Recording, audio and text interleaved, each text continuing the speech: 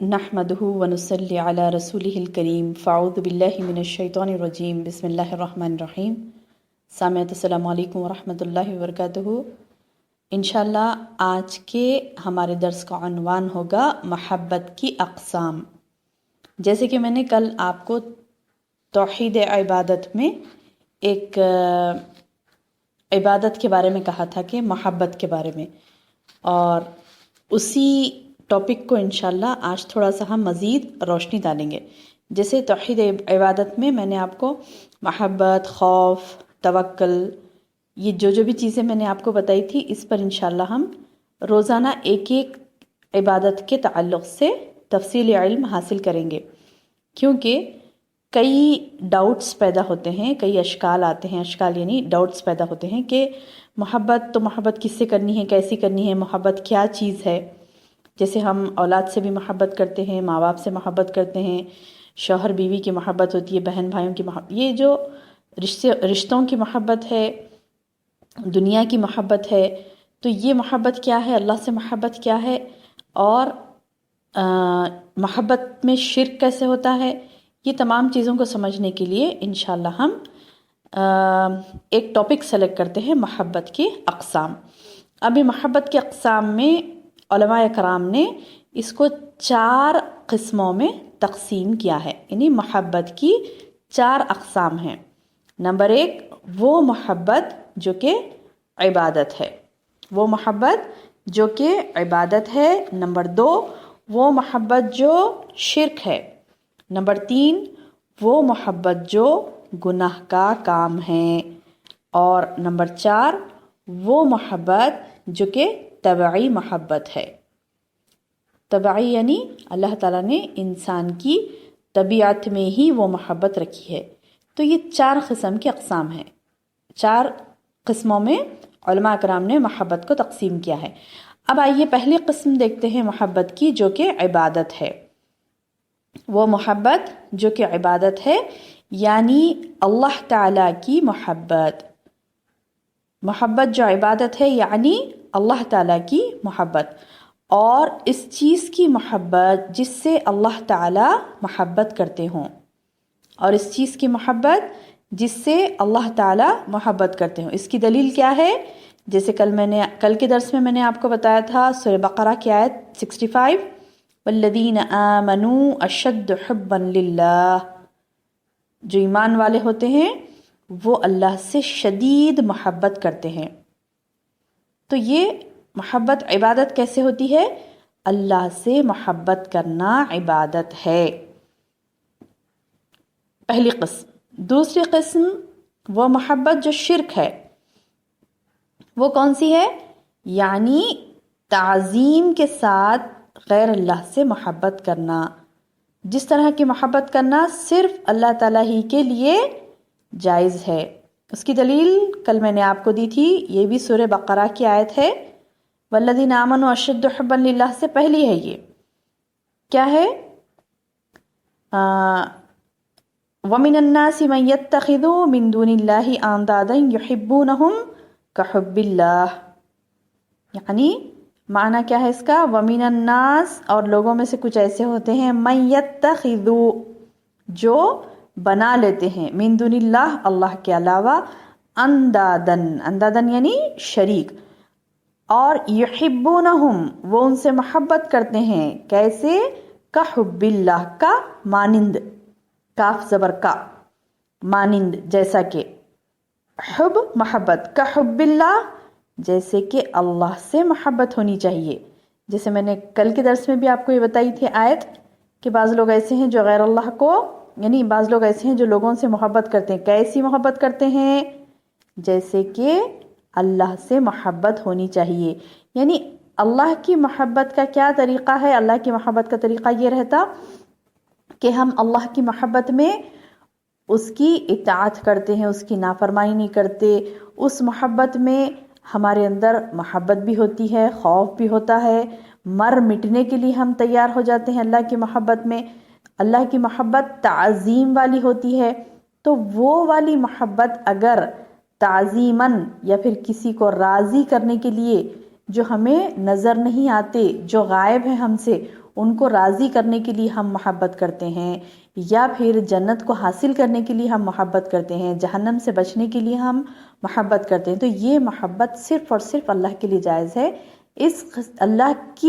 اللہ کو جیسے چاہنا چاہیے ویسے کسی اور کو چاہنا شرک ہے۔ ان سمپل یہ کہ اللہ کو جیسے چاہنا چاہیے ویسے کسی اور کو چاہتے ہیں تو وہ شرک ہے، جیسے اللہ تعالیٰ نے یہاں پر بتایا کہ وَمِنَ النَّاسِ مَن يَتَّخِذُ مِن دُونِ اللَّهِ أَندَادًا يُحِبُّونَهُمْ كَحُبِّ اللَّهِ، اور بعض لوگ ایسے ہیں جو غیر اللہ کو شریک بناتے ہیں اور ان کو چاہتے ہیں، کیسا چاہتے ہیں؟ جیسا کہ اللہ کو چاہنا چاہیے۔ اب دیکھیے سورہ بقرہ کی آیت نمبر 165 ہے، اس کو انشاءاللہ آپ اس کی تفسیر دیکھیے گا، انشاءاللہ اس کی تفسیر دیکھیے گا، تفاسیر کے قرآن میں اس کی تفسیر دیکھیے گا انشاءاللہ، تو آپ کو بہترین انداز میں یہ بات سمجھ میں آئے گی۔ اور تفسیر کون سی دیکھیں گے آپ؟ احسن البیان دیکھ سکتے ہیں انشاءاللہ، اور تفسیر ابن کثیر جو جوناگڑھی رحمہ اللہ علیہ کی ہے وہ تفسیر میں دیکھیے، انشاءاللہ احسن طریقے سے آپ کو بات سمجھ میں آئے گی انشاءاللہ۔ اب یہ تھی دوسری قسم محبت کی جو کہ شرک ہے، دوسری قسم تھی جو کہ شرک ہے۔ پہلی قسم میں نے آپ کو بتائی وہ محبت جو عبادت ہے، اور دوسری وہ محبت جو شرک ہے۔ اب تیسری قسم دیکھتے ہیں، وہ محبت جو گناہ کا کام ہے، یعنی جیسا کہ گناہ، بدعات اور حرام چیزوں کی محبت، یعنی گناہ سے محبت کرنا، بدعات اور حرام چیزوں سے محبت کرنا، یہ بھی عذاب علیم کا مستحق بنا دیتی ہے انسان کو۔ یہ کہاں آیا ہے؟ سورہ نور آیت نمبر 19 میں آیا ہے۔ سورہ النور آیت نمبر 19 میں دیکھیے، اعوذ باللہ من الشیطان الرجیم، ان الذین یحبون ان تشیع الفاحشۃ فی الذین آمنوا لہم عذاب علیم فی الدنیا والآخرہ واللہ یعلم وانتم لا تعلمون۔ بے شک جو لوگ پسند کرتے ہیں کہ ان لوگوں میں بے حیائی پھیلے جو ایمان لائے ہیں، ان کے لیے دنیا اور آخرت میں دردناک عذاب ہے، اور اللہ جانتا ہے تم نہیں جانتے۔ دیکھیے اس آیت کی بھی تفسیر پڑھیے گا، سورہ نور کی آیت کی تفسیر پڑھیے گا۔ اس میں اللہ تعالیٰ نے بتایا کہ بے شک لوگ محبت کرتے ہیں، کس چیز سے محبت کرتے ہیں؟ کہ ایمان والوں کے درمیان فحش پھیلے، ان تشیع الفاحشہ، تشیع یعنی پھیلنا، تشیع الفاحشہ فحش کا پھیلنا، فی الذین آمنوا کن لوگوں میں؟ ایمان والوں میں، لہم عذاب علیم فی الدنیا والآخرہ، اللہ تعالیٰ فرما رہے ہیں کہ ایسے لوگوں کو میں دردناک عذاب دوں گا جو یہ چاہتے ہیں، جو اس چیز سے محبت رکھتے ہیں کہ مومنوں کے درمیان فحش پھیلے۔ اب بہنوں میرا سوال ہے کہ آپ جب یہ درس سن رہی ہیں تو انشاءاللہ آپ نے بھی سوچا ہوگا کہ الحمدللہ ہم تو ایسے نہیں ہیں، الحمدللہ ہم تو ایسے نہیں ہیں، ہم یہ نہیں چاہتے کہ ایمان والوں کے درمیان فحش پھیلے۔ لیکن بہنوں تھوڑا سا غور کر کے سوچئے، کیا واقعتاً ہم نہیں چاہتے کہ ایمان والوں کے درمیان فحش پھیلے؟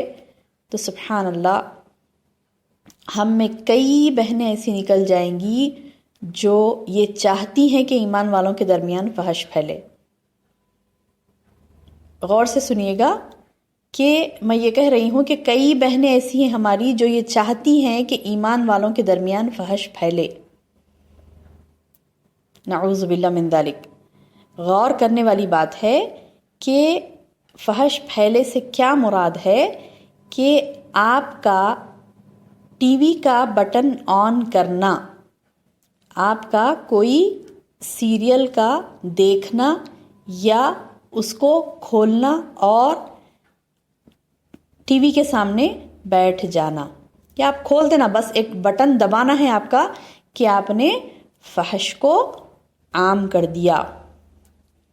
آپ کے حصے میں جو آیا ہے، آپ کے پاس جو چیز ہے اس کو سبحان اللہ، ایسی کئی بہنیں ہیں نا جو ٹی وی کا بٹن آن کرتی ہیں، کس وجہ سے آن کرتی ہیں؟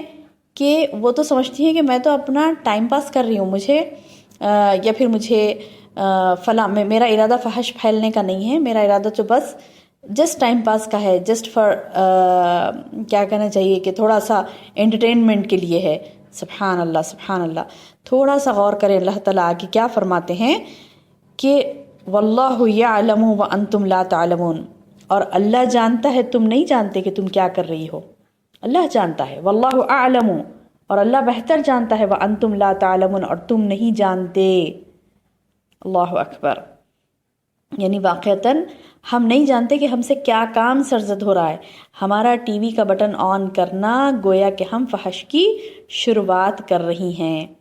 لفظ فحش آپ ڈکشنری میں دیکھیں گے تو آپ کو پتہ چلے گا فحش کا معنی ہے. فحش آپ ڈکشنری کھول کے دیکھیے تو ایک ایگزامپل دیا گیا، ڈکشنری میں ایک ایگزامپل دیا گیا لغت میں کہ فحش اس کو کہتے ہیں کہ غیر ساتر لباس میں عورت کا منظر عام پر آنا فحش میں داخل ہے. غیر ساتر لباس یعنی ستر کسے کہتے ہیں؟ جو یعنی ایک عورت کا ستر وہ ہوتا ہے کہ دو ہاتھ کی ہتھیلیوں کو چھوڑ کر، پاؤں کے پنجوں کو چھوڑ کر، چہرے کو چھوڑ کر باقی کا پورا حصہ اس کا ستر ہے. اب یہ ستر کسی کے سامنے کھولنا نہیں ہے. تو آپ دیکھیے ایسی کتنی بہنیں ہیں جو یعنی جو یہ نہیں جانتی کہ ٹی وی پر کون ستر پہ آتا. بھائی ٹی وی پر تو کوئی بھی ساتر لباس میں نہیں آتا. تو پھر ہم کیا سمجھتی ہیں کہ آپ لغت کھول کے دیکھیں، ڈکشنری کھول کے دیکھیں، فحش کا معنی آتا ہے غیر ساتر لباس میں کسی عورت کا منظر عام پر آنا فحش ہے. گویا کہ ہم ایک ٹی وی کا بٹن آن کر رہی ہیں تو غیر ساتر لباس میں عورت آئی اور سب نے دیکھا، وہ فحش ہے. صرف غیر ساتر لباس میں ہی نہیں آتی، کیا کیا ہوتا ہے آپ کو بہتر معلوم ہے. تو اللہ کا خوف کریں کہ کئی ایسی بہنیں ہماری ہیں جن کو اگر آپ ان بہنوں میں شامل نہیں ہیں، الحمدللہ الحمدللہ، تو ہم اپنی ایسی بہنوں کو سمجھائیں جو اپنے ٹی ویوں کا بٹن آن کرتی ہے اور فحش کو پھیلاتی ہیں. تو یہیں پر اپنا ہم درس ختم کرتے ہیں. انشاءاللہ نیکسٹ درس میں ہم مزید اس محبت کی اقسام پر روشنی ڈالیں گے. اللہ تعالیٰ سے دعا ہے کہ اللہ تعالیٰ ہمیں کہنے اور سننے سے زیادہ عمل کی توفیق عطا فرمائے. آمین یا رب.